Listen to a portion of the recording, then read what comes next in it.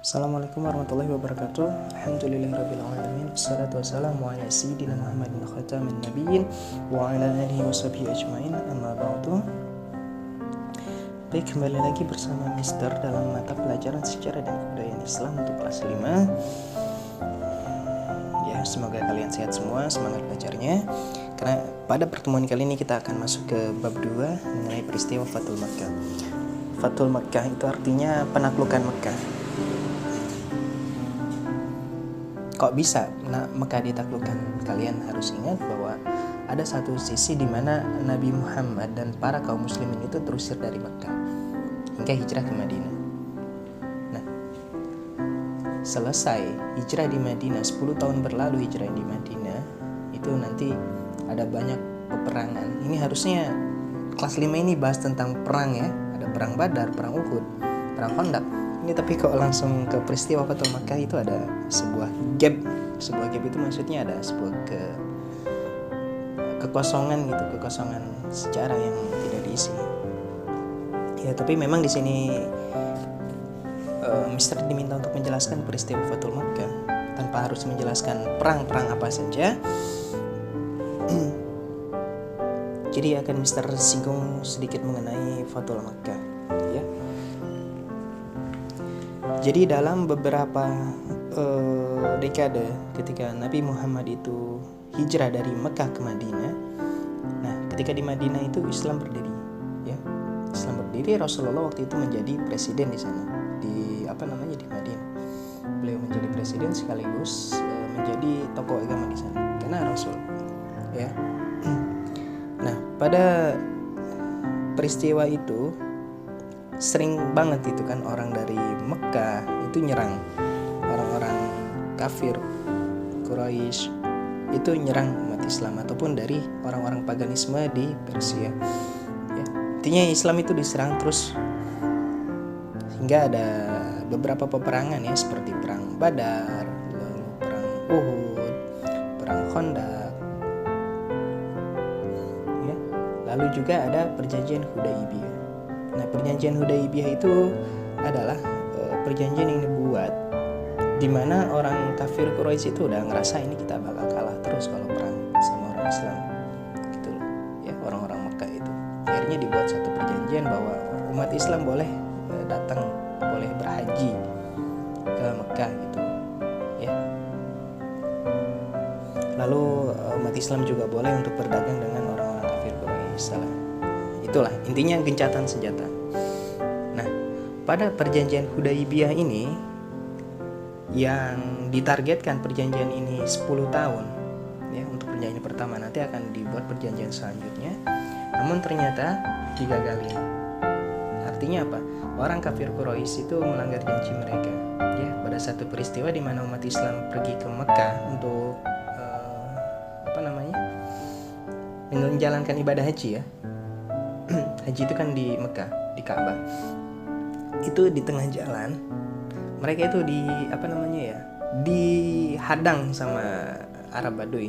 Arab Baduy itu orang-orang kampung di Arab gitu, Arab yang nggak tahu menahu, mereka itu diserang. Nah, ketika mereka diserang itu, kabar itu sampai kepada Rasulullah, ya. Nah, salah satu utusan dari masyarakat Arab Mekah waktu itu datangin Rasulullah di Madinah. Mereka minta untuk perjanjian itu agar tidak dilanggar gitu. Tapi Rasulullah waktu itu sudah menutup diri. Rasulullah bahkan nggak mau nemuin dia karena Rasulullah itu udah marah. Kok kalian udah janji itu dilanggar janjinya? Akhirnya waktu itu umat Islam buat satu pasukan untuk menyerang Mekah gitu. Waktu itu kekuatan umat Islam itu udah melebihi Mekah, ya. Jadi Mekah itu dulu dikelilingin, ya. Satu kota itu dikelilingin, dibuletin sama pasukan umat Islam waktu itu.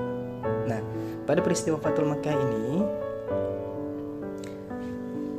mereka juga itu mereka ini nggak ngelawan gitu maksudnya.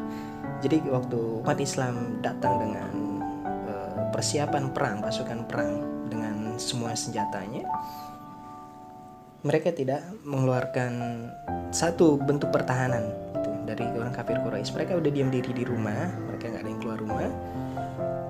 mereka nggak ada yang mau melawan karena mereka udah tahu pasti kalah. Ya. Untuk lebih jelasnya, isi dari perjanjian Hudaybiyah bisa kalian lihat di halaman 23. Yang pertama itu adalah kaum muslim diperbolehkan mengunjungi Ka'bah tahun depan saja. Ya. Mengunjungi Ka'bah hanya 3 hari. Lalu kaum muslim wajib mengembalikan orang-orang Mekah yang hijrah ke Madinah, ya, kaum muhajirin waktu itu. Ya, tapi Rasulullah waktu itu minta agar orang Mekah yang nggak mau pulang ke Mekah itu dibiarkan saja. Biarkan dia tinggal di Madinah. Pun sebaliknya orang-orang Mekah, orang-orang muhajirin itu yang pindah dari Mekah ke Madinah, yang mau balik lagi ke Mekah, ke kampung halamannya, agar diterima. Maksudnya ketika diterima itu mereka udah pulang tapi jangan dianiaya di sana, kayak gitu. Ya, jangan dizolimi. Yang ketiga adalah genjot senjata selama 10 tahun, itu sudah bisa dijelaskan tadi. Dan yang kelima adalah setiap kabilah Ka'bah boleh bekerja sama dengan orang muslim, itu kerjasama perdagangan.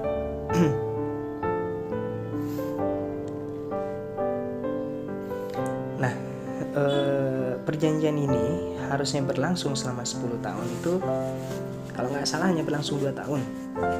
Ya, Mister belum buka lagi. Nah, di tahun kedua itu mereka sudah melanggar janji mereka, akhirnya terjadilah Fathul Makkah, ya. Di mana pada peristiwa Fathul Makkah, umat Islam kemudian akhirnya menguasai Mekah, dan di sana berhala patung-patung yang ada di di Mekah, di Ka'bah itu dihancurkan, ya, dihancurkan. Jadi waktu itu ada penyelewengan di mana Ka'bah itu harusnya diperuntukkan sebagai tempat menyembah Allah, Baitullah Ka'bah itu, tapi diisi dengan patung-patung, ya. Seperti itu. Jadi itulah